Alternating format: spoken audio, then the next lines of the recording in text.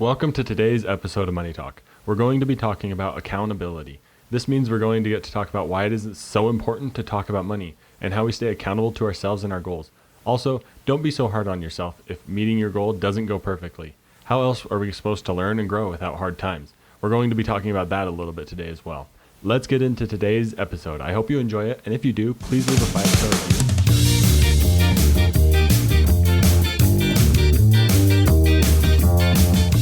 You know, we don't talk about money enough. It is a topic that just gets ignored for some reason, even though it plays a role in everyone's day-to-day life. Well, this is the issue that brought Money Talk to reality. I know you're probably too busy and don't have the time to research and learn about all the things that go into personal finance, but that is where this podcast, Money Talk, comes into play. I'm your host, Skylar Fleming, and I'm here to do the research and learn all the extra stuff about personal finance for you. The goal is to simply get us talking about money. So let's get talking.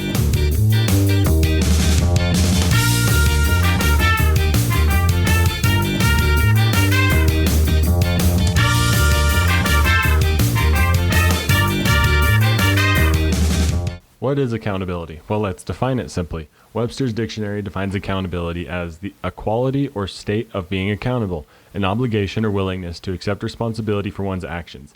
Accountability doesn't mean punishment. Accountability is a willingness to accept our responsibility for our own actions. So it's willingness to accept what we do with our money and understand the consequences of that. Accountability in personal finances means taking responsibility for the decisions you make with your money, and that you understand that you can control your own destiny. When you're accountable to your money decisions, you don't blame other people when something goes wrong or when you find yourself in a pickle or a hard place. You need to learn how to move on and keep going in your personal finances. You need to understand that you ultimately have the full control. Next, let's talk about an accountability partner and how that can help.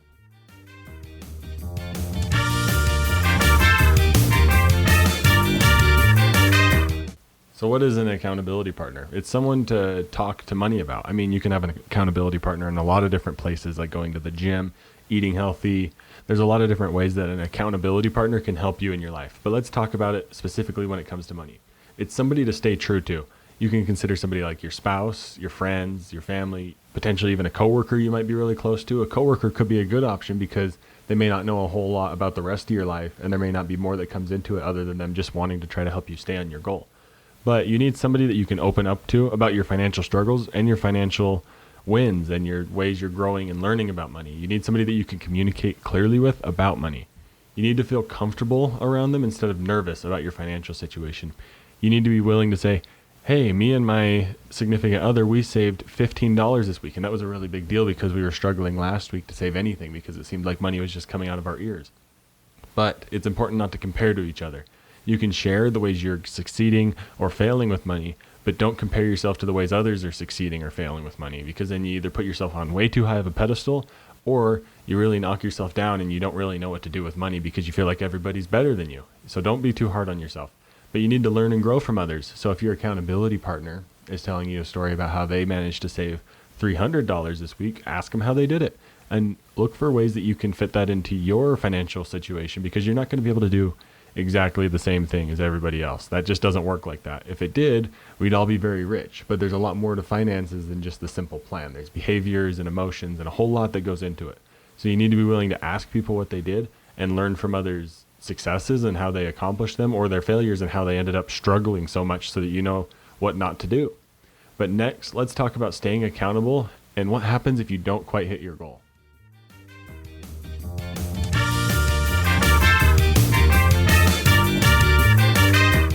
So what happens if you don't quite hit your goal? You're trying really hard. You're doing all the steps to stay accountable to your goal.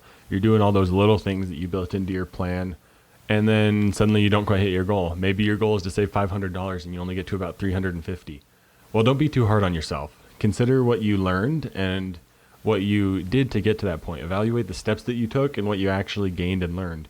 Because $350, if your goal was $500, is still pretty good. So you need to look at what you did well and keep doing it, and take a breather, take a break from trying to hit this goal, and understand it's okay. Life's going to go on. It's probably not going to kill you. And then just go at it again. You've done something already, so you know it's possible to do those steps over again, but that evaluation is going to allow you to really tweak and fine tune what you might need to do a little bit better. There may have been one week where you spent a little bit too much money and you know that was the problem, but don't be too hard on yourself about it. Just go at it again and fix that when that comes up. Just be more aware of it next time. It's not a huge deal. and identify that issue and make sure to take care of it. And we can only learn by making mistakes. We're not going to learn if we're always doing everything perfectly, because then we'll just keep doing it that way, and eventually it's not going to be the right way to do something, because there's always going to be a better and more improved way that you can do something, and you can continue learning. Life would be extremely boring, and our financial situation would be extremely boring if there wasn't any hiccups and if we were perfect and hit all our goals exactly, because we wouldn't have any situation or struggles to be able to learn and grow. But the key when you don't quite hit your goal that you want to is to not be too hard on yourself and to just continue on and figure out what you did right and learn from the things that may have went quite wrong. And if there was nothing that went wrong, just understand that that's okay. That's not a problem. But we did get some awesome questions from Instagram this week, so let's talk about those next.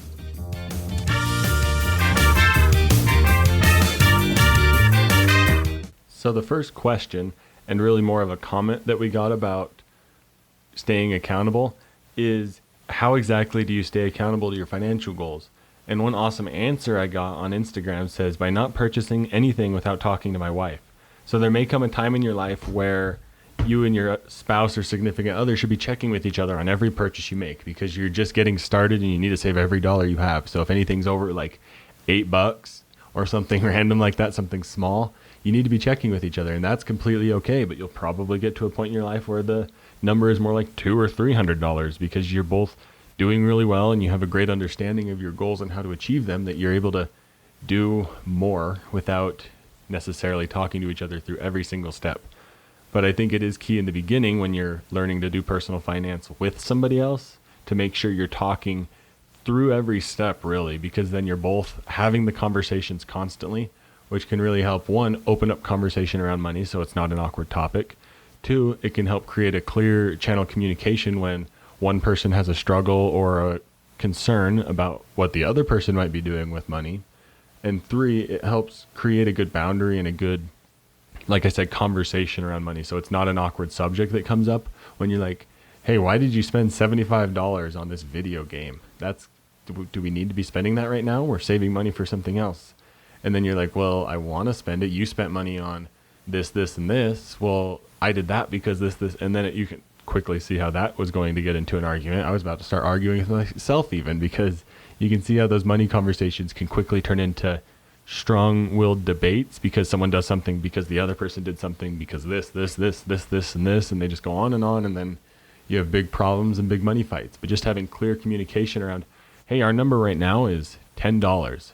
Obviously, there's things like groceries and stuff that we're more open about letting each other purchase without needing to be there or check on exactly what you're buying, because we trust each other in that sense when it comes to working with another person for personal finance.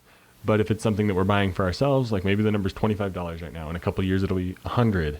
And then maybe when financial independence comes or retirement comes, the number's $300-$400. Maybe it's the only thing you really need to worry about is like buying a car or some $6,000, $7,000, $2,000 item, and everything else is fine because you have the money to understand and know that everything's going to be okay and you're hitting all your financial goals. So the question really was, how do I stay accountable to a significant other or somebody when I'm working with them for personal finances? And I think it's just talking about money a lot. Talking about it more than you would expect a normal person to, even though it can be kind of a boring subject, just keeping a conversation going around what you're trying to do with personal finance and how money is playing a role in the goals you're trying to hit. So next, let's talk about the impact that being accountable can have.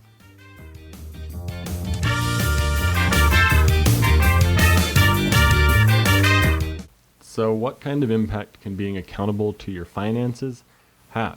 Well, one is confidence, both financially and in your own life, like outside of your personal finances. But financially, if you're accountable to your goals and accountable to somebody else, then it's a lot easier to say, hey, I can spend this $80 on a nice dinner because we know everything else we're doing is hitting our financial goals and we have no problem with spending this kind of money on dinner. That's something that can easily come. Or you can be like, hey, let's do some nice things and have fun for Christmas this year because we've worked really hard the rest of the year and we know we're going to hit our goals for the year. So we can spend a little bit of extra money with the Christmas bonus instead of relying on Christmas bonuses and those sort of things to pay for Christmas presents. You can be way more confident that you're hitting your goals and that everything's happening in the right order. And then that confidence will extend to the rest of your life. You're going to easily be more confident to really not care what other people think because you're not worried about other people's judgments of you because you're hitting your financial goals and you're accountable to other people and yourself. And you're not going to care, like I said, what other people think of you. You're going to be more confident in what you do.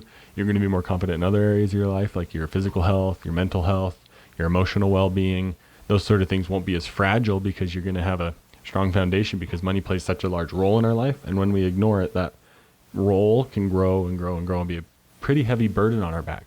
But also you're trusted more. And I say that because if you're accountable to your personal finance and your situation, that more and more opportunities are just going to show up. You're going to be like, wow, how did we end up with this much money? And it's because you're diligent and willing to keep an eye out. You're talking about it. So those sort of situations, when they pop up, don't surprise you. You're ready to make quick moves to take advantage of opportunities financially that help you grow and grow and grow. And that's almost like a compounding interest effect in our own lives. That as our money grows and grows and grows and we're more aware of opportunities, it's going to continue to grow and grow and grow at a faster rate because you're going to have more and more money as you go. But next, let's talk about ways to stay accountable. Specifically, let's talk about how to stay accountable if you're single or don't have somebody else, because I've talked a lot about what to do if you're married. So let's talk a little bit about what to do if you're not.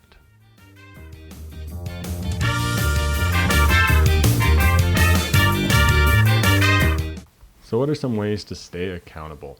Well, one is to listen to books, podcasts, or professionals regularly. Take in a lot of advice. There's a lot of free podcasts, including this one. There's some like How to Money, Choose FI, Money Guy Show. There's quite a few out there that provide a lot of free information that'll help you just understand finances better in your own life and in your own personal situation. Another one is a habit journal. And I think this is the one that applies specifically to people that may not have a significant other or somebody that they really feel comfortable counting on as accountability partner. Write things down, write letters to your future self, write down your goals. It makes it a lot harder for you to break your own promises to yourself if they're written down and you're reading them regularly. And a habit journal can be essential towards making those future goals and staying accountable to them. And another one is to identify the small things that will impact your larger desired change and do those instead. So if your larger desired change is to spend to save $500 a month, then what are the smaller things that you can do for that? Well, let's break it down. What if you're spending $150 on fast food? That's a smaller thing that you can do towards saving that $500. Sure, that's only $150 of the $500, but that's a good first step. So let's look at the $150 now. So 85 of that was DoorDash, and most of it was just delivery fees or things like that, or extra orders you had to make sure to get a free delivery or stuff like that. So now if you take that, you're like, okay, we're going to get rid of DoorDash. There's 85 out of your $500. And then you look at the other part of the fast food budget and you're like, well, this could easily be put towards groceries instead and get us quite a bit more food. Maybe we start making larger crock-pot type meals for leftovers. That's just a small way that you can break down your expenses. So maybe then you think, oh, I'm driving a lot to go out to these parties, and then I'm spending a lot at these parties. So just take a look at the smaller steps, because saying, I'm going to save $500 this month is not going to get done.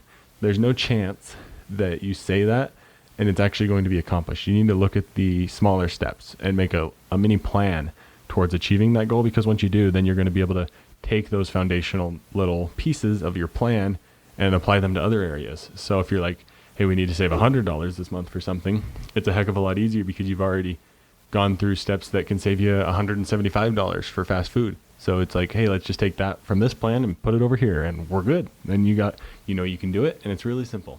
So let's wrap up today's episode with my thoughts and conclusions about accountability.